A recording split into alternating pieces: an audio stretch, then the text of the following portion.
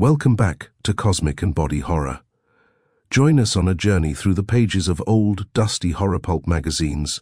Before we begin, I invite you to pause for a moment and share in the comments where in the world you're listening from and what time of day it is for you. It by Hayden Howard. Slowly, inexorably, the struggling Earthman was metamorphosed into a Siamese twin, a twin whose partner was jellied death. Before the captain's feet fled, ghosts of dust crackling with static electricity, they fled before his body charged. Ringing out through pools of heat mirage, they mushroomed up the toppled walls. In his ears their crackling was laughter. In his brain he screamed at them, crazy dust ghosts, "You are more self-willed than I."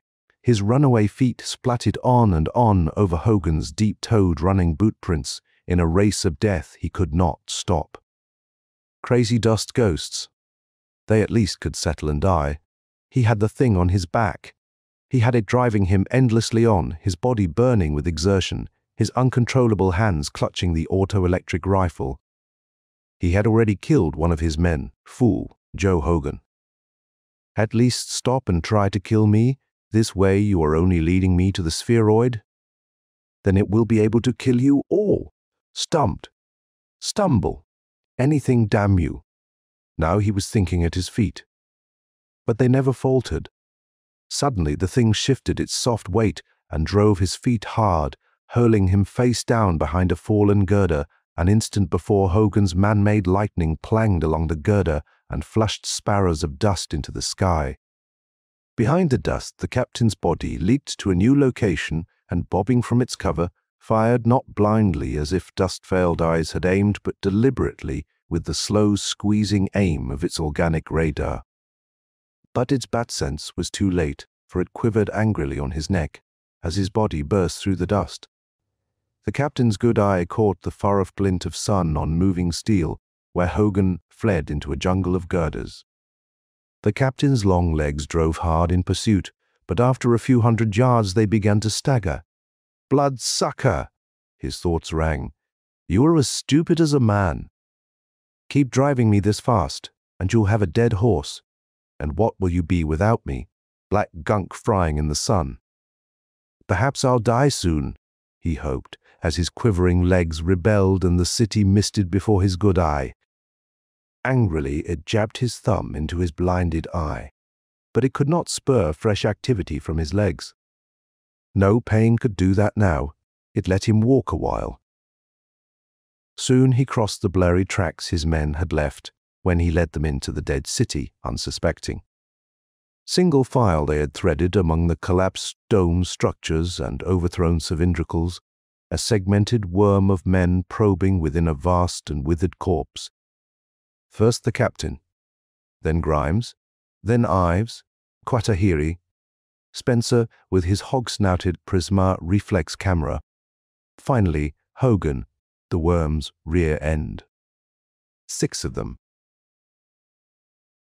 The captain had left Templar to guard the spheroid in the last city, whereas in the preceding 5 they had found no sign of life except a scum of dried protoplasm 30 feet up on the sides of the buildings.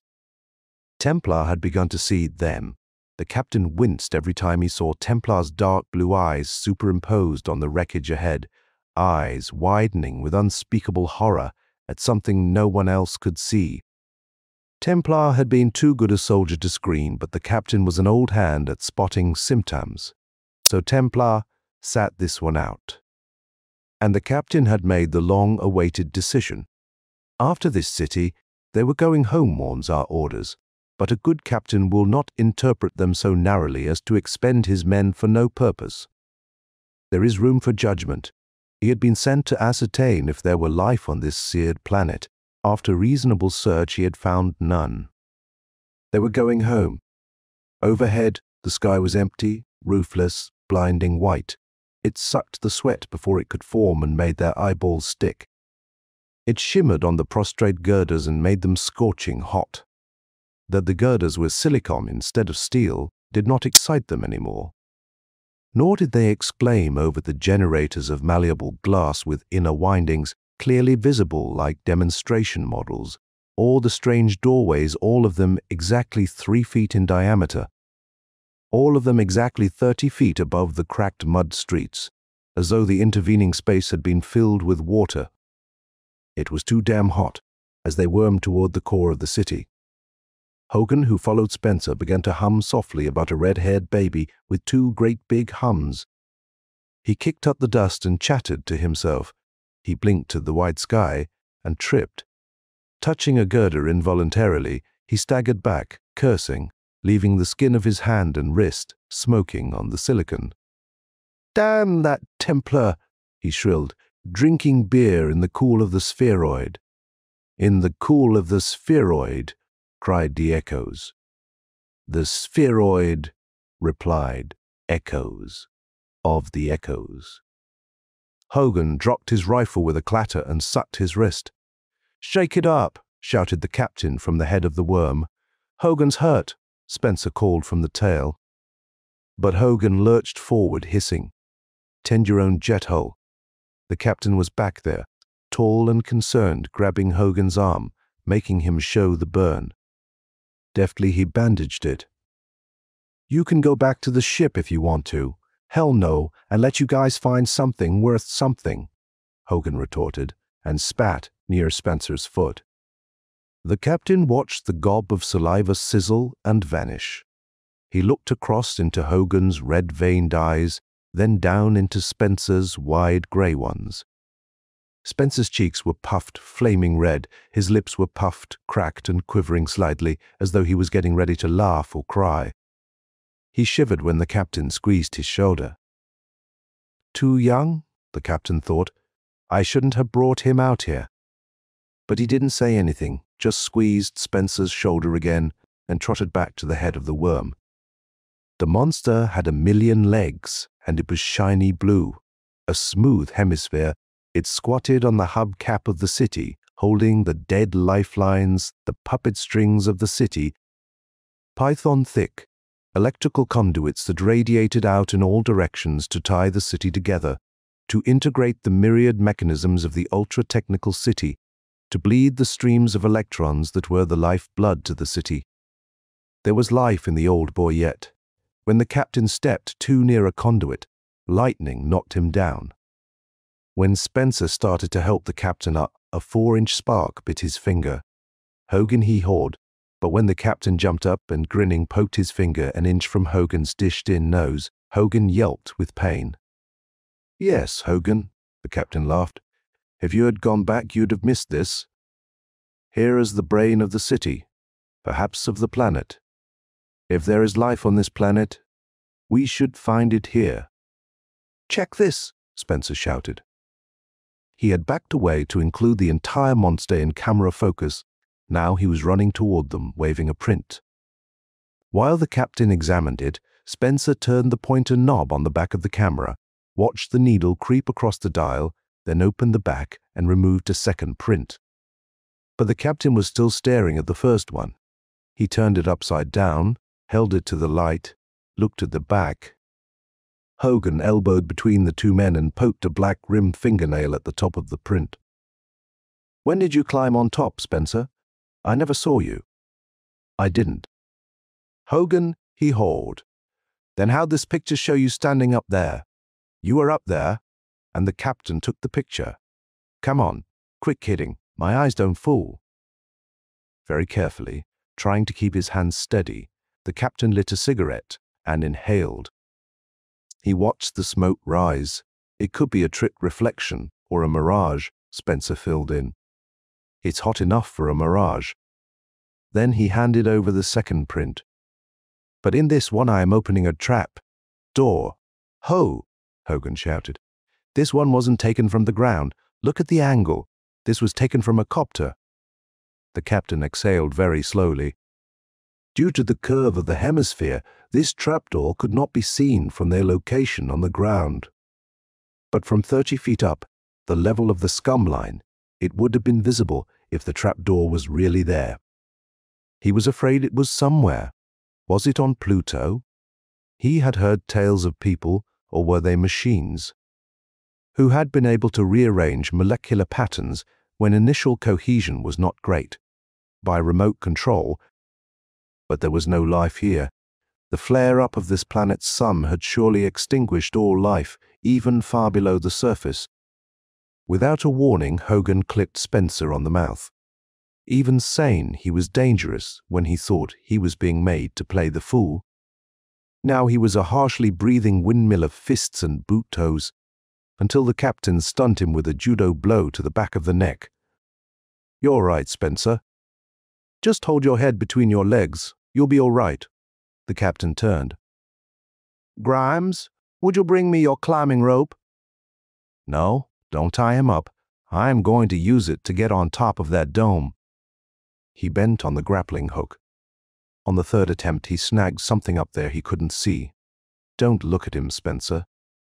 Go take 3 more pictures. That's an order." By the time he had dragged himself to the top, Spencer was back. "First picture, I am climbing inside," he shouted. "Second picture, you are climbing inside. Third picture, Grimes is climbing inside." "So, your camera thinks it photographs the future, does it?" The captain shouted. "Ives and Quatahiri, come on up." "No, Quatahiri, stay there. Spencer, better stick with me today. Bring the gun, Ives." After Spencer skinned up the rope, Ives stood holding onto it, shifting his weight from one foot to the other. "I guess the captain forgot how I burned my hands yesterday. That's okay," Grimes said. "He don't care who goes. You stay here and I'll go. Bye-bye, Hogan." Hogan swore and rubbed his neck. "All of 'em, crazy and Templar," he muttered, and he crawled over in the shade and swigged Spencer's canteen. No one was going to rabbit punch him and get away with it.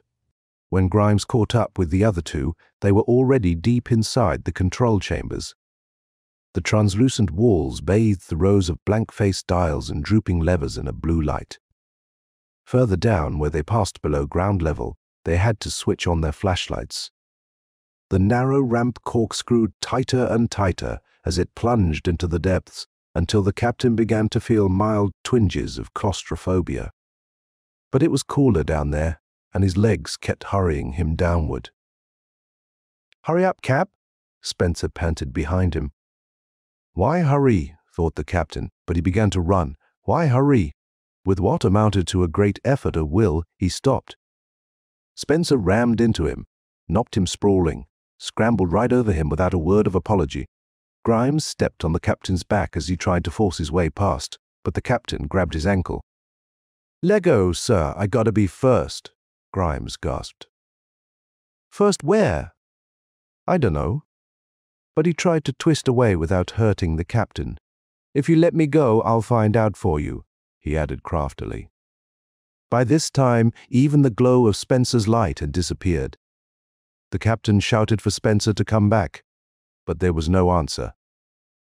"I'll find Spencer," Grimes pleaded. "Please, sir."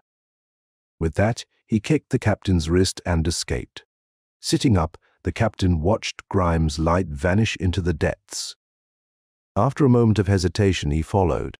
He wanted to go back to get another gun to stop and think this thing out, but he kept on walking, part of his brain reassuring him that he was doing the right thing, searching for his men, doing his duty. But he knew that wasn't right. He was being pushed. When the ramp leveled off, he managed to stop again, sitting down determinedly on the stones. He slapped his face and shook his head, but when he arose, he shuffled forward again until his light cast a dark shadow on the floor. Happy for an excuse to stop, he dropped on his knees beside it. A toy, a tiny monstrosity with a sausage-shaped thorax, 6 webbed feet beneath, nearly a dozen hands or feelers on top. Some of them, specialized pincers or hooks, others as generalized as the hands of a man, all of them semi-retractable. It had a rubbery feel. What bothered him was the head. There really wasn't any, only a mount, the 2 frog-like eyes, no space for a brain. Where the neck should have been clung, a small blob of waste, but he had difficulty in pulling it off, and when he did, he saw it was part of the design, an auxiliary creature bloated like a wood tick, a bladder and a fang-ringed mouth, nothing more than a toy parasite. Repressing a shudder, he fitted the toy back together and dropped it in his pocket. Then his feet hurried him down the ramp. It was plunging again, steeper and steeper, until he tripped and rolled, cradling his flashlight, and banged against something hard and vibrant. All around him in the darkness, water-choked voices sang, "Go on, go on, go on," until he flashed his light about, and his eyes assured his ears that the voices were only the sounds arising from tall glass cylinders of rhythmically perking mercury. Abruptly he realized that the mercury columns operated the tall black machine in the center, and that this was a hydraulic press which in turn fed the humming electric motor beside it. Piezoelectricity on a practical scale. Electricity produced from the compression-expansion of rock crystals in the press. Power for the press produced from the expansion of mercury vapor. The heat for expansion drawn from the core of the planet. The whole setup was as immortal as machinery could be. It might have been running for thousands of years, but everything was swept from his mind by the overpowering vision of a round red door with a handle shaped like the letter S.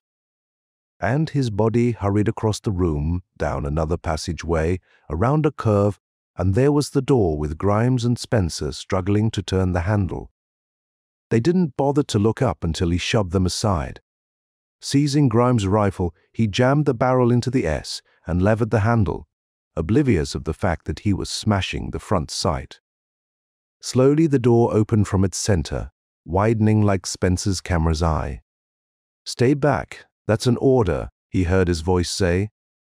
Then his body lunged through the aperture into freezing darkness. The cold room arched away in all directions, drawing his flashlight through metal grillwork into nothingness.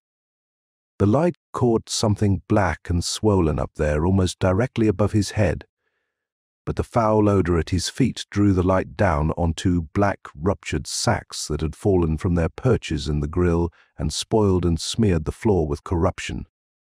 Unwillingly he knelt to touch one of them cold, and the floor was icy cold, throbbing gently beneath his feet. Refrigerated. Overhead something hissed, and his mind tried to break for the door. He saw himself doing it, rushing past the two faces in the doorway, fleeing up the ramp to the surface. But he was still there, almost devoutly kneeling, when the thing rustled silkily and plopped upon his neck. He gasped instinctively, throwing up his arm to knock it off, but it froze his arm midway, and he knelt there, a statue, trying to make his arm obey. A sharp pain told him it was boring into his neck.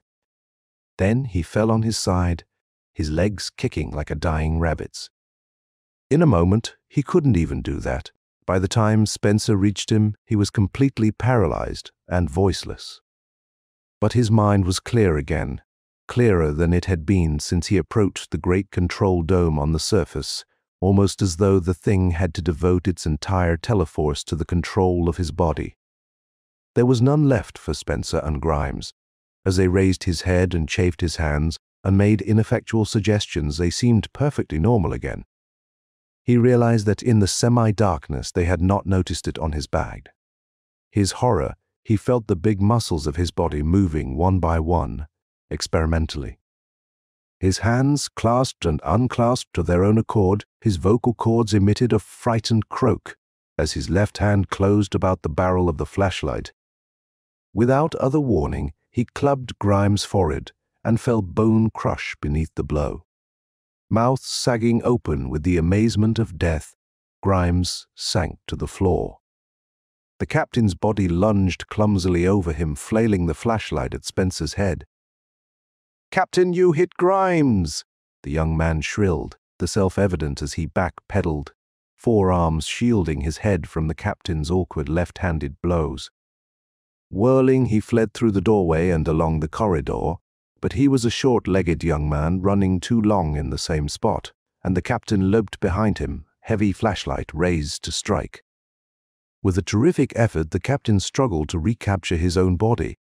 Concentrating a rush of thought on his right knee, he made it buckle, pitching him on his face upon the stones. It had not yet learned to put out his hams to break his fall. When it managed to raise his head, Spencer's footsteps had faded away, and it was quivering angrily. Then came further horror. His own fingers punished him. Experimentally, they probed his left eye. When the thing felt his tremors of agony, it screwed his thumbnail into the eyeball. When he regained consciousness, the pain was on the other side of a wall of numbness. His body sat up, and he realized that it had been unable to move him while he was unconscious. Perhaps I can catch it by surprise. Cautiously, he raised his right hand toward the back of his neck, thinking a jumble of thoughts that he hoped would conceal his purpose. He almost reached it. Quivering angrily, it forced his hand down again to discipline his eye. Through the curtain of pain, he thought back. If it had access to the thinking part of my brain, my first thought about catching it would have given me away. As it was, I very nearly succeeded. It is torturing me now because it is frightened. Next time it is off guard, I will strike quickly. As it stood him up, he tried again. Its punishment made him faint, but that was a moral victory for him. If it became over-emotional and killed him, that would be a moral victory too. With the death of Grimes, he had lost interest in survival, but the thing had not. He suspected. It knew it was the last of its species. Probably its drive for survival and reproduction was tremendous. If he were to die, the thing, like the tiny model parasite in his pocket, would be without means of locomotion. A helpless sack in the mouth. That's all it would be if he were dead. It walked his body unerringly through pitch darkness to the refrigerator room, picked up the rifle by the barrel, ran his fingers over the smashed front sight, down the barrel, over the electro coil, and onto the action. When it started pulling the switches while the muzzle still leaned against his chest, he became hopeful that the end was in sight. But the safety catch proved to be on. Finally, it released that. Resting the barrel on his shoulder, it went after the switches again, while he tried surreptitiously to aim the muzzle where it should be. Lightning scorched the back of his neck, and the gun clattered to the floor, but he felt it shaking violently on his back. When he made a grab for it, he almost caught it off guard. Then it didn't even punish him, just clung there shaking. Inside his brain, the captain smiled. Apparently it was unfamiliar with such weapons. He was surprised its first move had not been to retrieve some powerful weapon of its own. Perhaps the planet had been so well organized or even civilized that there had been no stimulus to invent or use weapons of this sort. Cautiously, it raised the rifle, this time pointing the muzzle the other way. Lighting flared. It dropped the rifle. Quickly, it picked it up and fired again and again like a child with a new toy.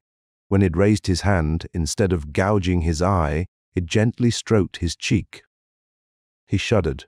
Bending him over, the thing ran, his hands over Grimes. It felt Grimes' wrist, then felt his, then felt Grimes again. Suddenly it released him, and he sank limp and exhausted across Grimes' body. Perhaps it wanted to see if he could help Grimes bring him back to life. Otherwise, why this solicitude?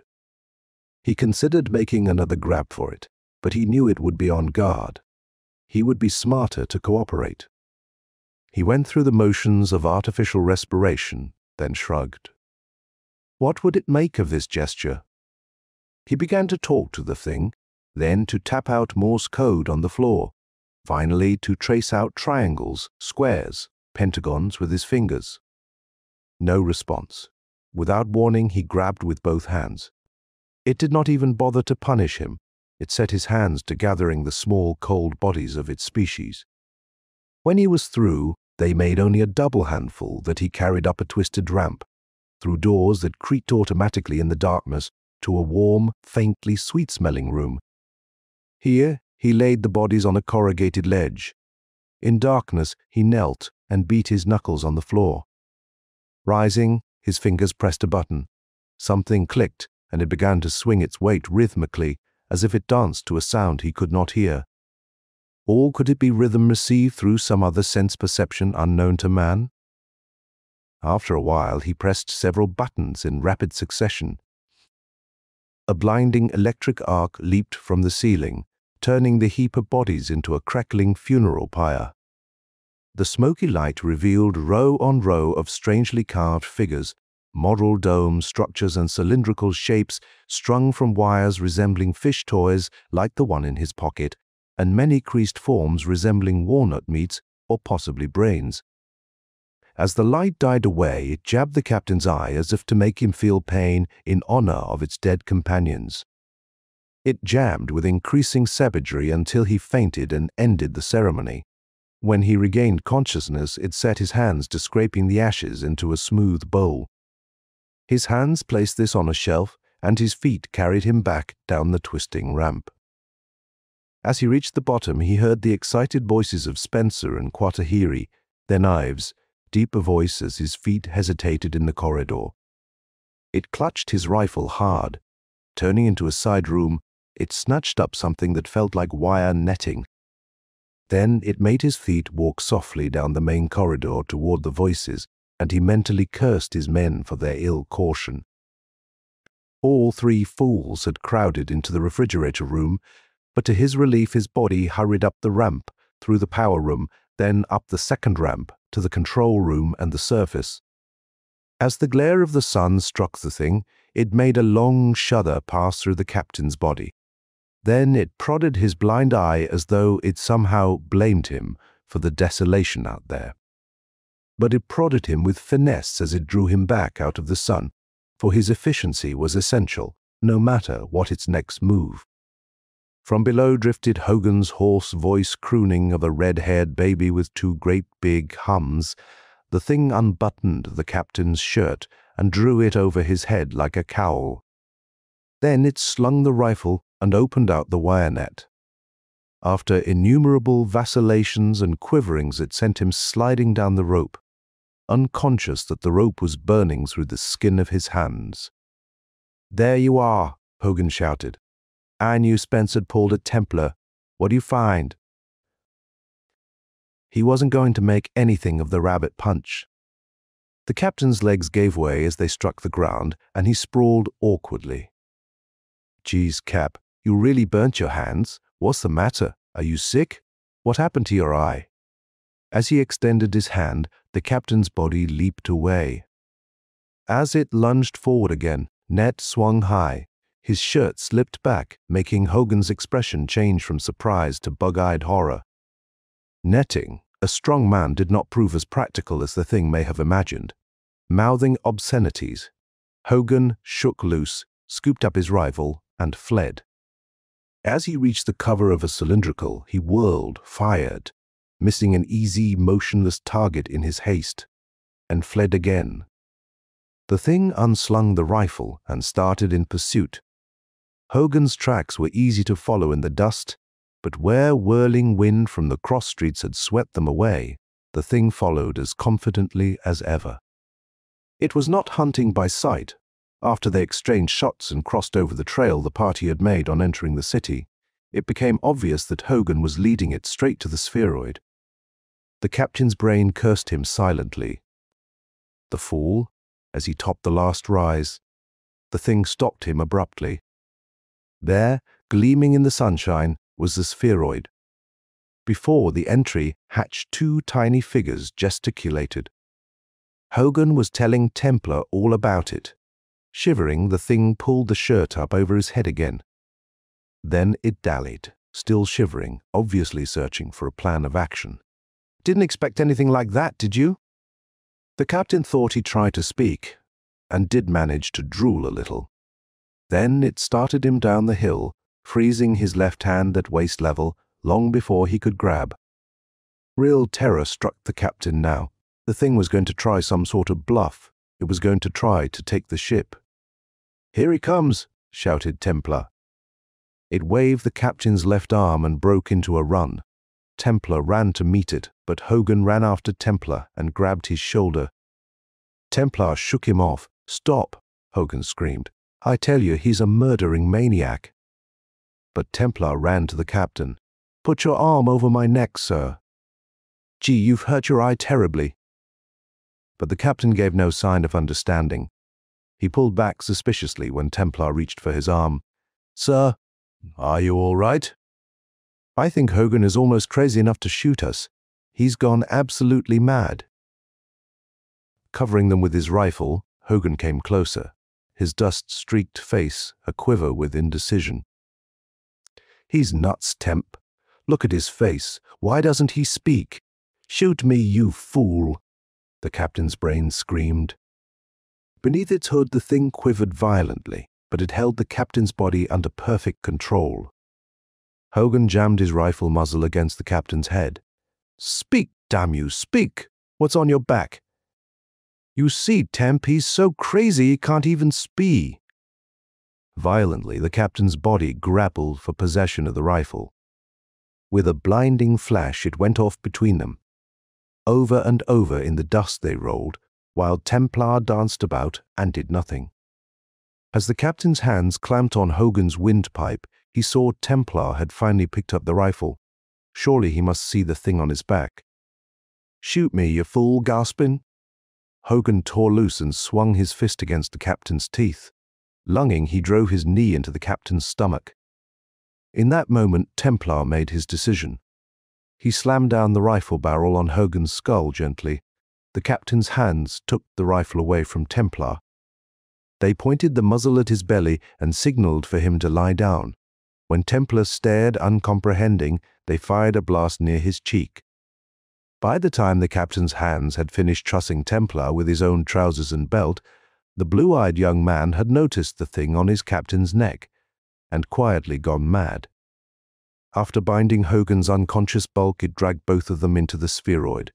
There it frantically opened drawers, thumbed through illustrations in books and manuals, pulled levers and pressed buttons indiscriminately as though it was looking for a clue to guide its further actions. It had dropped its net by the control dome. Now it seemed to be searching for some more effective means of taking men alive. The auto-electric gun manual held its attention, especially the circuit diagrams that showed how the deadly stream of electrons might be widened into a stunning spray. Unfortunately, there was even a line drawing of a man stunning and tying a venupod. It stared for a long time at the accompanying frequency tables. The setting numbers on the receiver of the gun, the corresponding numbers on the table, the logic of mathematics made the thing's inability to read words quite immaterial. When Spencer clambered through the hatch, the diffusion rays stunned him in his tracks. Quickly, it leaped out and stunned Ives and Quatahili. After the captain's hands had bound them with climbing ropes, they lay on the floor of the spheroid, their limp bodies gradually stiffening with horror as the effects of the ray wore off. As their voices began to curse and argue and plead, night descended, but it did not need to turn on the lights. By morning the men were moaning for water, and the thing seemed to notice the captain's increasing weakness. It freed him to see what he would do to help himself. The captain lunged for the water faucet, but as the cool water trickled before his eyes, and the men on the floor cried out for it, the captain was thinking. Taking down the small bottle of poison intended for zoological specimens, he poured a few drops into a glass, not much. His stomach would throw back a large dose before it had time to take effect.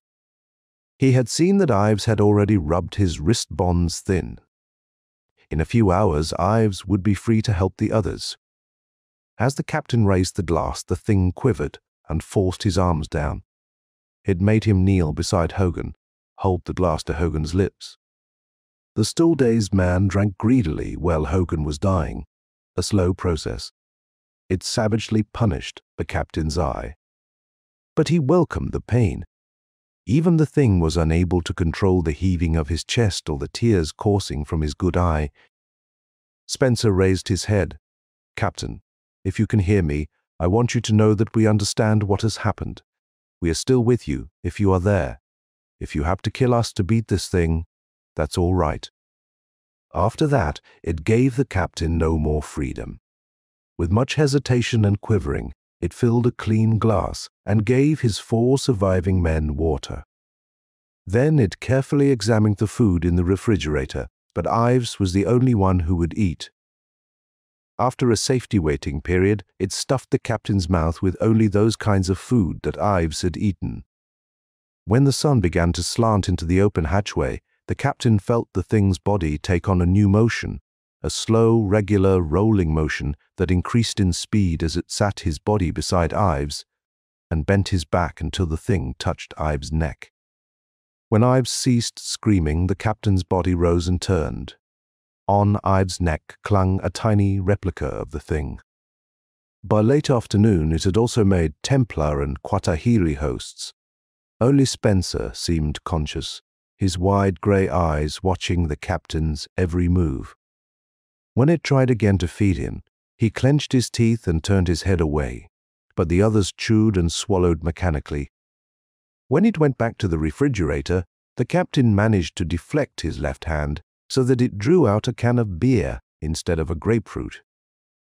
A vague hope arose in the captain's brain as his hands clumsily punched a hole in the can. The thing filled a glass and knelt before Spencer. "Drink it! Drink it! Drink it!" the captain's brain shouted. Spencer stared at the captain's face for a long time as though he was trying to read something there. Then he opened his lips and gulped the beer when the thing sat, the captain down at the table. He noticed the grenade lying between the screwdriver and the artichoke. So near, but yet so far, if he could only pull the pin. But his hands moved past the grenade to the screwdriver. The screwdriver was the thing's beer can punch. Using the wrench for a hammer, it raised a geyser of beer. Of its own free will, it raised the can to the captain's lips. The beer was bitter, stinging pleasure, cold in the throat, warm in the belly. He put it away fast and reached for another can. After a slight hesitation, it freed his hands to punch the holes, one to take the gush of beer, one to keep it flowing. It fizzed in his mouth and bubbled out of the corners and over his chin. A cold stream crept down his neck to his collarbone. The third can he drank more daintily. With the fourth, he felt the thing relax. Its weight sagged a bit as though it was feeling the effects of the alcohol in his bloodstream, and it let his hands relax upon the table. Gently, he glided his left hand toward the grenade, but the hand froze, then curled back for another can of beer. His right hand was a trifle unsteady as it raised the can to his lips. On the next can, he forgot to punch the second hole and gulped the golden pleasure in erratic jets until he was sucking an empty can. Both he and it were game for another. He could feel the beer bubbling and trying to come back up. He could feel the tautness of his grinning lips, the limpness of the weight upon his neck. Gradually, he edged his left hand toward the grenade, but the thing curled it back for another canoe matting. This can was troublesome, and he forgot about the grenade. His wife smiled at him across the table. Soon, they were floating down, through blue warmth, toward earth so green and soft beneath. "Sped time," he mumbled. The sound of his own voice sat him up straight. He remembered where he was, and his smile went away. Then he felt it coming back again, with his teeth hard beneath it. Very cautiously, he slid his right hand up his cheek and back over the short hair on his neck until his fingers touched the thing's shrinking tissue. It slid his hand away and quivered in gentle admonition. "Please," his voice whispered. "It will feel so good." And his hand tried again, like a gentle lover. Across the room, Spencer's eyes glistened wide in the gathering dusk. Templar moaned softly in his sleep. The faucet dripped loudly, and the captain's fingers closed about something smooth and yielding, yet plump with blood, a tick ripe for the bursting. With a great brassy shout, he drove his fingers through it. As his nails gouged through writhing jelly, the agonies of the thing's short, circuiting nervous system became hammer blows upon the base of his skull. Frantically, with numbing fingers, he tore at the connecting nerve links. He was a Siamese twin whose partner was death. The floor spun by a blazing nova. Then, Galaxies of stars burned out his optic nerve, and darkness struck. For an instant, infinity equaled 0. Then his good eye opened and puzzled at the mountain, so close its wrinkled gray surface was a blur. As he raised his cheek from the floor, the mountain became Hogan's trouser leg. The captain felt his throat constrict. Painfully word pictures forced themselves upon him. Hogan Grimes, they whirled in a tightening circle of hysteria. Captain Spencer's quiet voice broke the chain of self-recrimination. "Can you hear me, Captain?" The captain leaped erect and brushed a nasty mess of skin and jelly from his shoulder. "Think about it later. Let the court of inquiry think about it," he told himself. "You are their captain, man. Act like one." Swiftly he untied Spencer.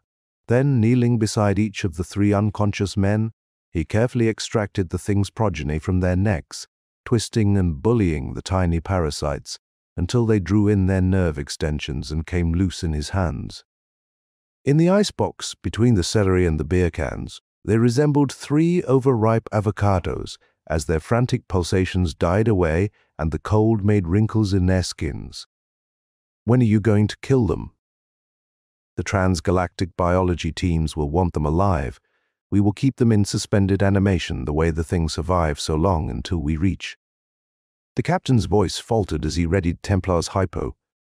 Ives was already groaning and trying to sit up, but he wanted Templar to awaken more gently. "Earth, Earth," Spencer repeated solemnly. "Earth, Earth, Earth." Suddenly he smiled, and the captain's smile joined him. They were going home. End of it, by Hayden Howard.